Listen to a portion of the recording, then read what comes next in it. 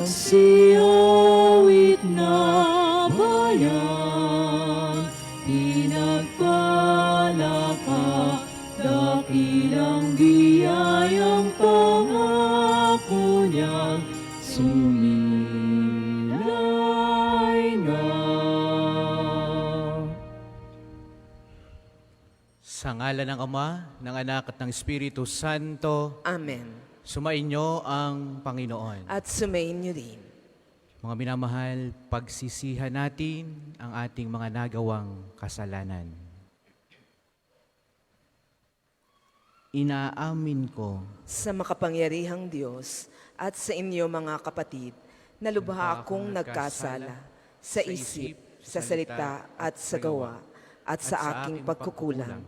Kaya isinasamo ko sa mahal na Birheng Maria, sa lahat ng mga anghel at mga banal, at sa inyo mga kapatid, na ako'y ipanalangin sa Panginoong ating Diyos. kaawaan tayo ng makapangyarihang Diyos, patawarin sa ating mga kasalanan, at patnubayan tayo hanggang sa buhay na walang hanggan. Amen.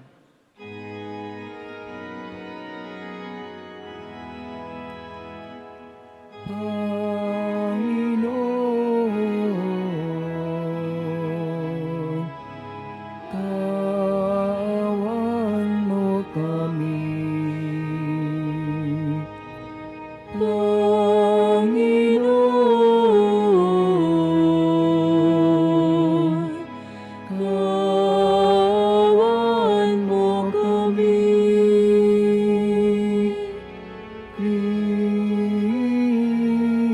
Kristo, kawan mo kami.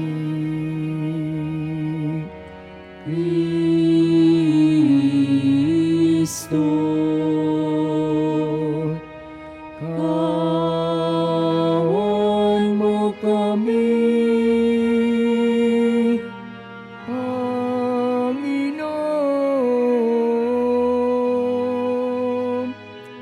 kawan mo kami.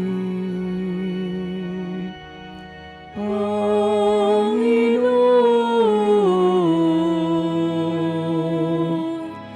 kawan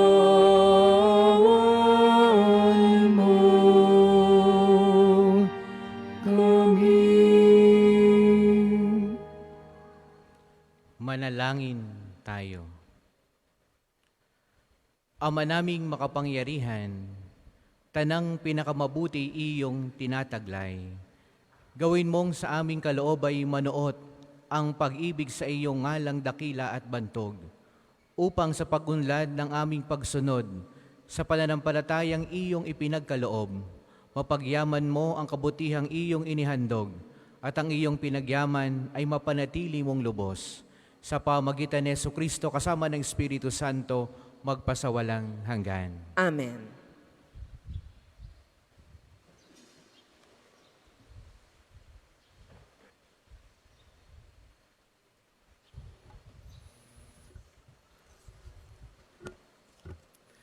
Pagbasa mula sa unang sulat ni Apostol San Pablo sa mga taga-Tesalonica. Mga kapatid, hindi na kailangang isulat ko pa sa inyo kung kailan magaganap ang mga bagay na ito. Sapagkat alam na ninyong pagdating ng araw ng Panginoon ay tulad sa pagdating ng magnanakaw. Kapag sinabi ng mga tao, tiwasay at panatagan lahat, biglang darating ang kapahamakan. Hindi sila makakaiwas sapagkat ang pagdating nito'y tulad ng pagsumpong ng pagdaramdam ng babaeng manganganak. Ngunit hindi kayo nabubuhay sa kadiliman, mga kapatid, kaya't hindi kayo mabibigla sa araw na iyon na darating na parang magnanakaw. Kayong lahat ay kabilang sa panig ng kaliwanagan, sa panig ng araw, hindi sa panig ng kadiliman o ng gabi. Kaya nga kailangan tayo'y manatiling gising, laging handa at malinaw ang isip, di tulad ng iba.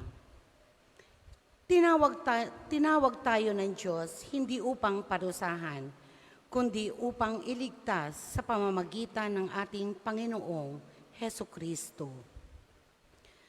Namatay siya para sa atin upang tayo'y mabuhay na kasama niya, buhay man tayo o patay sa kanyang muling pagparito. Dahil dito, patuloy kayong magpapaalalahanan at magtutulungan tulad ng ginawa ninyo ngayon. Ang salita ng Diyos. Salamat sa Diyos. Salmong tugunan, makikita ang may kapal sa kanyang lupang hinirang. Makikita ang may kapal sa kanyang lupang hinirang. Tanglaw ko'y ang poon, aking kaligtasan, kaya walang takot ako kanino man. Sa mga panganib, kanyang iingatan, kaya naman ako'y walang agam-agam. Makikita ang may kapal sa kanyang lupang hinirang. Isang bagay lamang ang aking mithiin, isang bagay ito sa poon hiniling. Ang ako'y lumagi sa banal na templo, upang kagandahan niya'y mamasdan ko at yaong patnubay niya ay matamo. Makikita ang may kapal sa kanyang lupang hinirang. Ako'y nananalig na bago mamatay, masaksihan ko ang iyong kabutihan na igagawad mo sa mga hinirang. Sa Panginoong Diyos, tayo'y magtiwala, ating patatagin ang paniniwala. Tayo ay umasa sa kanyang kalingan. Makikita ang may kapal sa kanyang lupang hinirang. Magsitayo po ang lahat.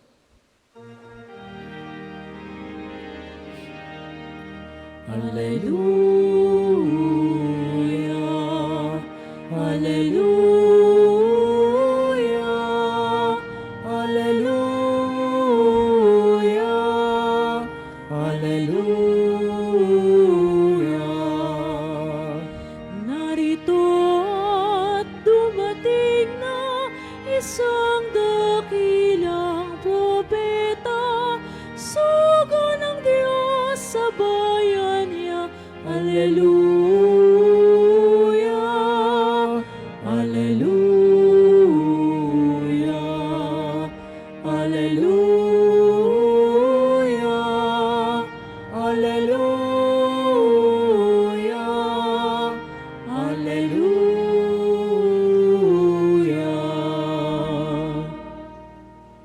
Sumainyo ang Panginoon. At sumainyo rin.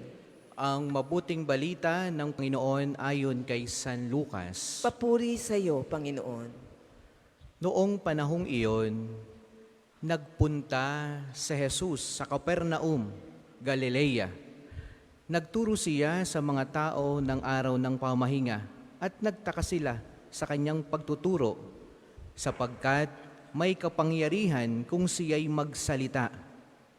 Naroon sa sinagoga ang isang lalaking inaalihan ng demonyo o isang masamang espiritu. Sumigaw siya ng malakas, "Ano ang pakialam mo sa amin, Jesus na taga Nazaret?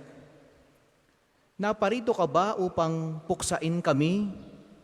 Alam ko kung sino ka. Ikaw ang banal ng Diyos." Subalit, pinagwikaan siya ni Jesus, "Tumahimik ka, lumayas ka sa taong iyan." At sa harapan ng lahat, ang tao'y inilugmok ng demonyo at iniwan ng hindi man lamang sinaktan. Nang gilalas silang lahat at nagsabi sa isa't isa, "Anong uri ng pangungusap ito? Makapangyarihan at mabisa." Pinalalayas niya ang masamang espiritu at sumusunod naman sila. At kumalat ang balita tungkol kay Jesus sa buong lupaing iyon. Mga minamahal na mga kapatid, ang mabuting balita ng Panginoon. Pinupuri ka namin, Panginoong Hesukristo. Magsiumo po kayong lahat. Magandang umaga po sa inyong lahat. Palakpakan muna natin, purihin ang dakilang Panginoon, mga minamahal na mga kapatid. At welcome po sa inyong lahat dito po sa parokya at pambansang dambana ni Santo Padre Pio.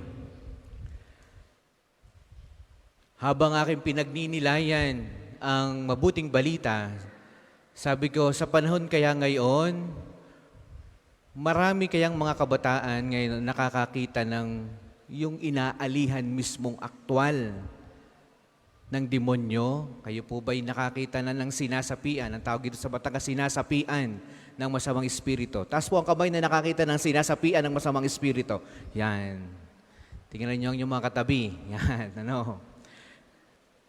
Ako po ay, sa akin hong karanasan bilang batang pari, ako'y nagbibigay ng retreat sa Lipa. 30 bata sabay-sabay umiyak. No? At sabay-sabay ang kanilang ginagawa. At sila'y nagmumura, naghagalit. At lahat sila'y nagpipiglas. Ano? Ang hirap hawakan. Yung pala, ang isa sa kanila, sabi ni Father Dado, isa lang sa kanila ang sinasapian. Napakahirap pong, kahit ako'y pari na, sinasabi ko, hindi ko mapalayas ang demonyo, kundi ko dinala kay Father Dado. Kita ko, at ako'y nangingilabot sa kanyang mga binibitawang salita. Kakaiba ang kanyang mga binibitawang salita. At siya'y may kakaibang dalang amoy. Ano? Ganyan ang demonyo. Napakabaho. No? Sabi ko sarili ko, first time ako naka-encounter ng ganito, talagang ang demonyo'y tunay na tunay. At sa mabuting balita na ating napakinggan, tingnan ninyo, yung isang lalaki ay nasa sinagoga. Ano ka ang sinagoga? Ang sinagoga ay sa ating, yan ay sa mga Hudiyo, ay kung sa ating panahon, ang tawag din ay chapel. Ang templo ay di yung sa atin nga yung mga katedral, mga parokya. Pero ang sinagoga, kapilya. Sipin nyo, nasa loob ng kapilya, yung isang lalaking sinasapian ng masamang espiritu. At tingnan ninyo kung gaano kagaling ang demonyo. Anong sabi niya? Anong pakailan mo sa amin, Jesus, na taga Nazaret? Naparito ka ba upang puksain kami? Para bang sinasabi ng demonyong ito sa mga tao, si Jesus, kaya nagkakaganito ang mga tao dahil kay Jesus. Ano? Kaya ka nagdudusa ang tao, kaya nahihirapan ang taong ito dahil kay Jesus. Ganyang kagaling ang trick ng demonyo sa tao. Kita ninyo, nagpapanggap itong taong ito. Pero siya'y sa kanyang kaibuturan, nandun ang demonyo sa kanya. Maraming taong ganyan ngayon. Ano? Na sinagoga, no? Nagpapanggap, pero sa kaibuturan ng kanyang puso, nandun ang demonyo. Ano? Para sumira ng marami. No? Naparito ka ba upang puksain kami? Sinasabi ng demonyong ito sa harapan sa madaming tao, tayo'y papatayin nito. No? Hindi lang yung kami, yung mga demonyo, sabihin marami sila na nakasapi doon sa isang tao, kundi gusto ring sabihin ng demonyong ito sa mga tao, kaya tayo nagkakaganito dahil kay Jesus. Kaya tayo pinarurusahan dahil kay Jesus. No? Kaya kayo nagdudusa, at yun ay pwedeng itanong ng tao sa kanyang sarili, kaya ba ako nagdudusa ngayon? Kaya ba ako'y nahihirapan ngayon? Kaya ba ako'y maraming sakit ngayon? Dahil ito ba'y parusa ng Diyos? Ano?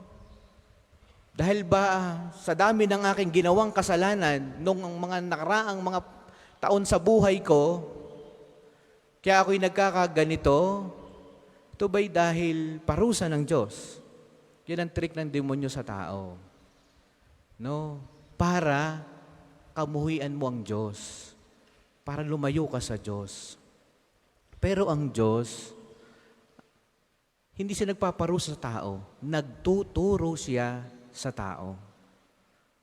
Para siyang isang ama, kung ikay nakakaranas ngayon ng pain, yan ay may gustong sabihin sa iyo.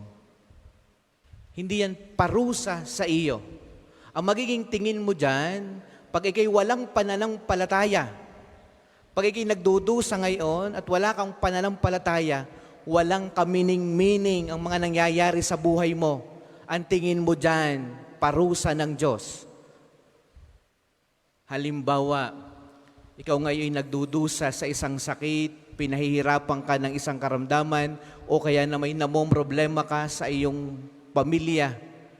Ngayon, kapag ikay walang faith, lahat ng nangyayari niya sa iyo, sisisi mo yan sa Diyos.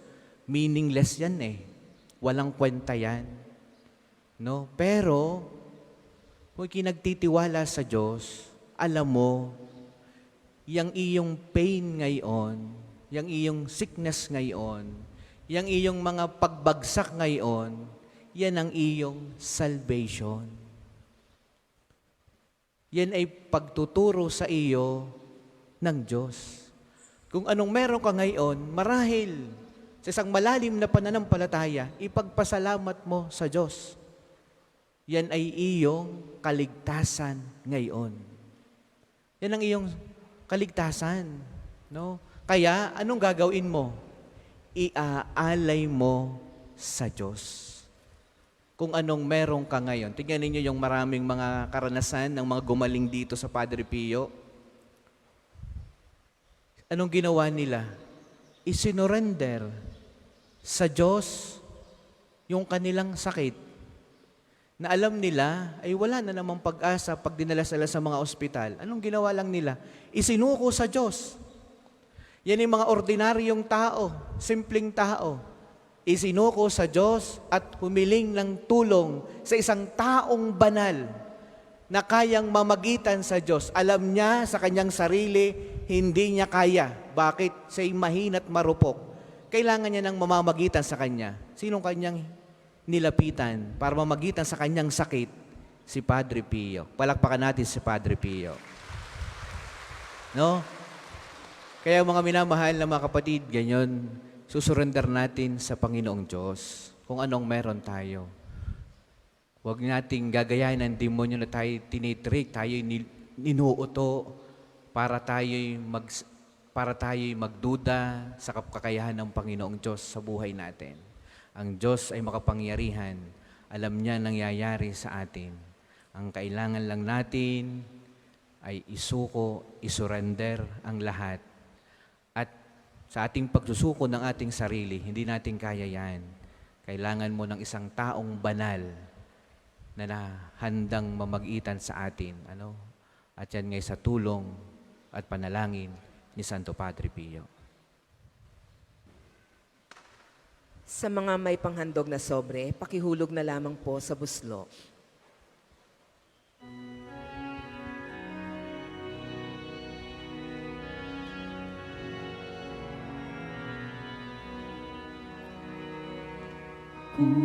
Kunin at tanggapin ang alay na ito, mga biyayang nagmula sa pagpapala mo. Tanda ng bawat puso, pagkat inibig mo, ngayon'y nananalig, nagmamahal sa'yo.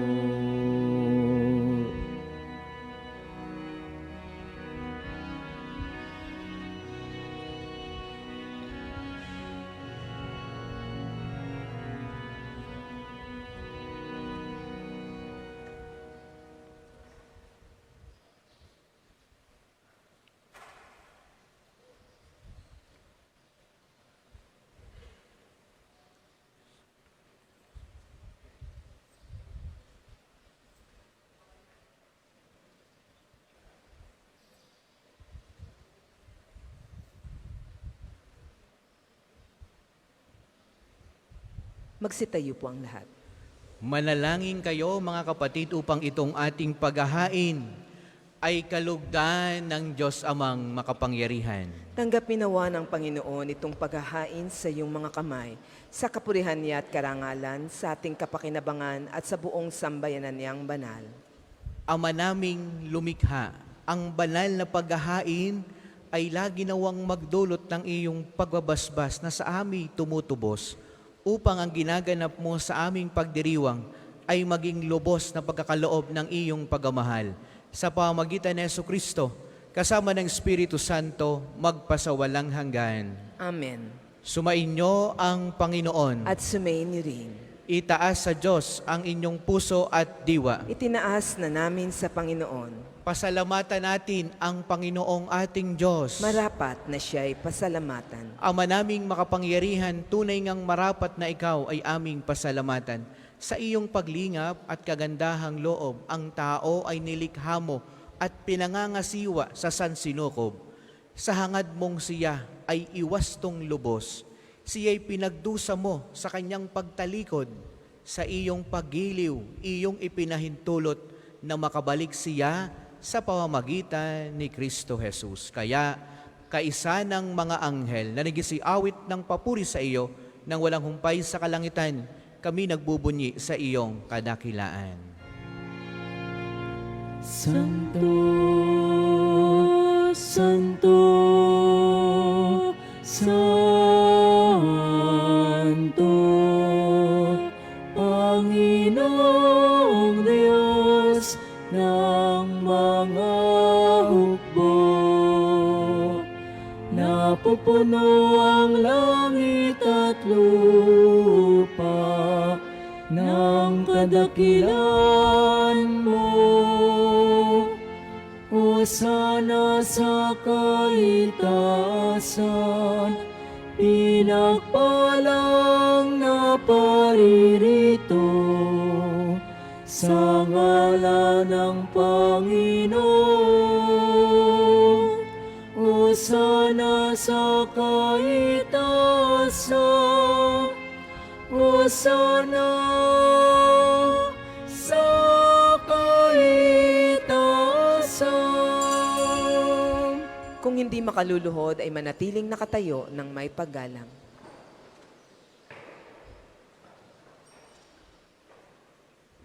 Ama naming banal, ikaw ang bukal ng lahat ng kabanalan.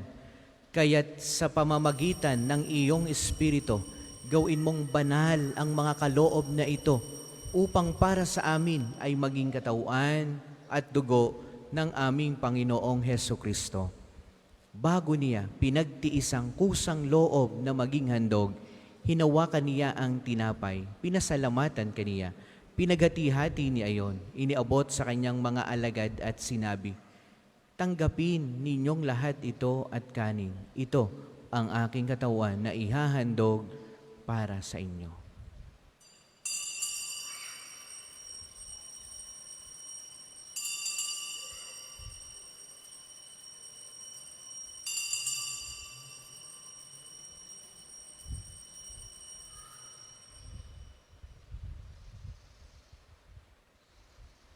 Gayon din naman, noong matapos ang hapunan, hinawakan niya ang kalis, muli kaniyang pinasalamatan. Iniabot niya ang kalis sa kanyang mga alagad at sinabi, "Tanggapin ninyong lahat ito at inumin. Ito ang kalis ng aking dugo, ng bago at walang hanggang tipan. Ang aking dugo na ibubuhos para sa inyo at para sa lahat, sa ikapagpapatawad ng mga kasalanan. Gawin niyo ito sa pag-alaala sa akin."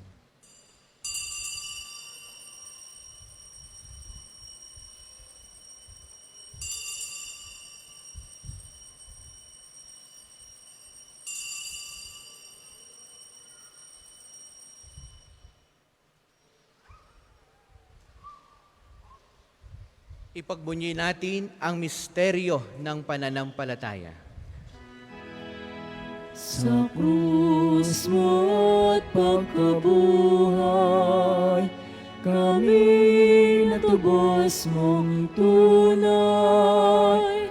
Poong Jesus, naming mahal, iligtas mo kami tanan, ngayon at magpakailanman.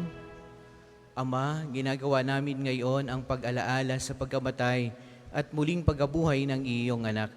Kaya tiniaalay namin sa iyo ang tinapay na nagbibigay buhay at ang kalis na nagkakaloob ng kaligtasan. Kami nagpapasalamat dahil kami iyong minarapat na tumayo sa harap mo para maglingkod sa iyo. Isinasamo namin kaming magsasalo-salo sa katawan at dugo ni Kristo ay mabuklod sa pagkakaisa sa pamamagitan ng Espiritu Santo. Ama, lingapin mo ang iyong simbahang laganap sa buong daigdig. Puspusin mo kami sa pag-ibig kaysa ni Francisco na aming Santo Papa at ni Gilbert na aming Arsobispo at ng lahat ng kaparian. Alalahanin mo rin ang mga kapatid naming nahimlay na may pag-asang sila'y muling mabubuhay, gayon din ang lahat ng mga pumanaw. Kaawaan mo sila at patuloyin sa iyong kaliwanagan. Kaawaan mo at paging dapatin kaming lahat na makasalo sa iyong buhay na walang wakas. Kaisa ng mahal na Berheng Maria na ina ng Diyos, ni San Jose ng kanyang kalilisinisang esposo, kaisa ng mga apostol at ng lahat ng mga banal na namuhay dito sa daigdig ng kalugod-lugod sa iyo. May pagdiwang nawa namin ang pagpupuri sa ikararangal mo sa pamagitan ng iyong anak na aming Panginoong Heso Kristo. Sa pamagitan ni Kristo, kasama niya at sa Kanya, ang lahat ng parangal at papuri ay sa iyo, Diyos amang makapangyarihan, kasama ng Espiritu Santo, magpasawalang hanggan. Amen, amen, amen.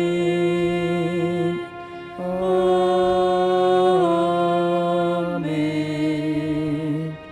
Amen, amen, amen.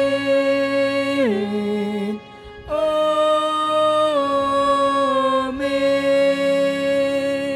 Magsitayo po ang lahat. Awitin natin ang Ama namin. Ama namin, sumasalangit ka, sambahin ang ngalan mo, mapasa amin ang kaharian mo, sundin ang loob mo dito sa lupa para nang sa langit. Bigyan mo kami ngayon ng aming kakanin sa araw-araw, at patawarin mo kami sa aming mga sala, para ng pagpapatawad namin sa nagkakasala sa amin. At huwag mo kaming ipahintulot sa tukso, at ihadiya mo kami sa lahat ng masama. Hinihiling namin kami i-adjust sa lahat ng masama, pagkalooban ng kapayapaan araw-araw. Iligtas sa kasalanan at ilayo sa lahat ng kapahamakan, samantalang aming pinananabikan ang dakilang araw ng pagpapahayag ng tagapagligtas naming si Heso Kristo. Sapagkat iyong kaharian at ang kapangyarihan at ang kapurihan magpakailanman. Amen. Panginoong Hesukristo, sinabi mo sa iyong mga apostol, kapayapaan ang iniiwan ko sa inyo, ang aking kapayapaan ang ibinibigay ko sa inyo. Tunghayan mo ang aming pananampalataya at wag ang aming mga pagkakasala. Pagkalooban mo kami ng kapayapaan at pagkakaisa ayon sa iyong kalooban, kasama ng Espiritu Santo, magpasawalang hanggan. Amen. Ang kapayapaan ng Panginoon naway lagi pong sumainyong lahat. At sumainyo rin. Magbigayan po kayo ng kapayapaan sa bawat isa. Kordero ng Kordero Diyos, ng Diyos na nag-aalis ng mga kasalanan ng sanlibutan, maawa ka sa amin. Kordero ng Diyos na nag-aalis ng mga kasalanan ng sanlibutan, maawa ka sa amin. Kordero ng Diyos na nag-aalis ng mga kasalanan ng sanlibutan, ipagkaloob mo sa amin ang kapayapaan. Kung hindi makaluluhod ay manatiling nakatayo ng may paggalang.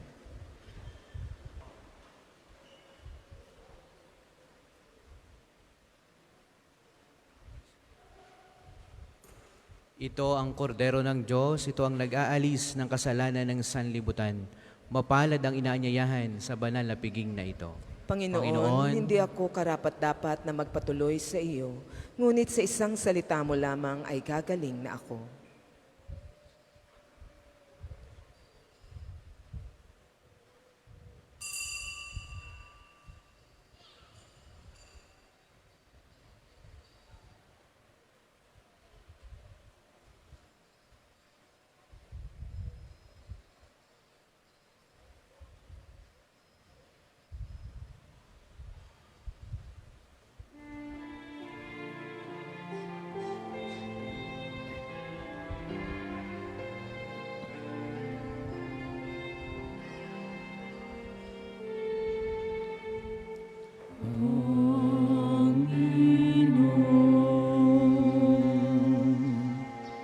Turuan mo akong maging bukas palad.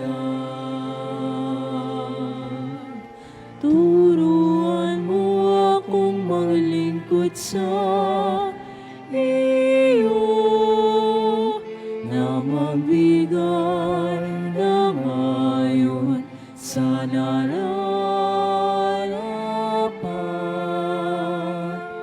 na walang inihintay mula sa'yo, na makibak ang di inaalintanan, mga hirap na dinaranas sa tuwin ay magsumikap na hindi umahanap ng kapalit na kaginhawaan, na di naghihintay kundi ang aking mapatid, na ang loob mo'y siyang sinusundan. Panginoon, turuan mo akong maging bukas palad. Turuan mo akong maglingkod sa iyo, na magbigay ng ayon sa nararapat, na walang inihintay mula sa'yo.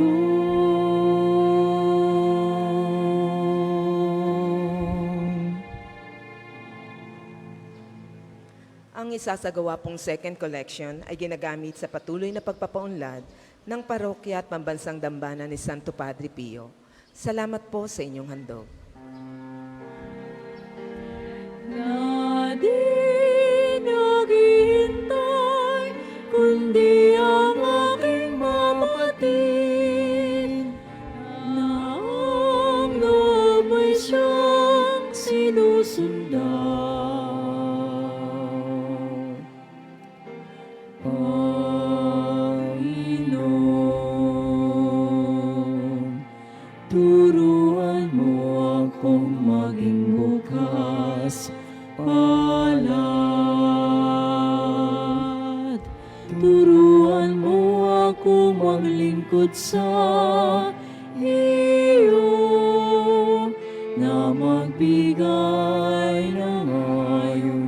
sa nararapat na walang inintay mula sa'yo.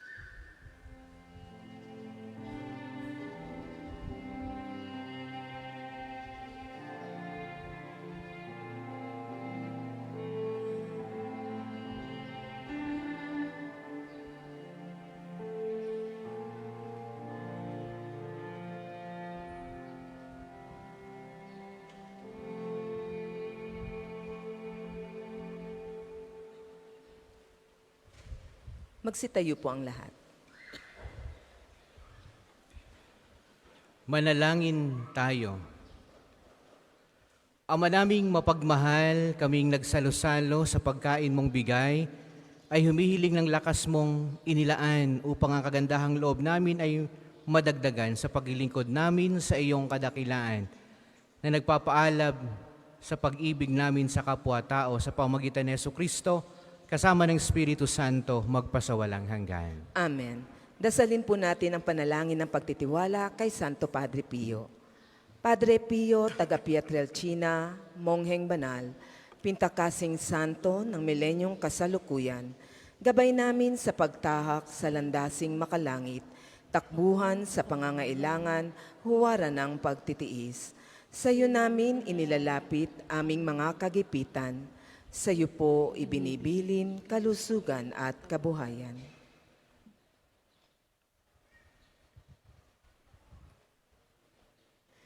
Di man karapat-dapat, kami po ay pagbigyan, bendisyonan at basbasan, maging ganap sa buhay.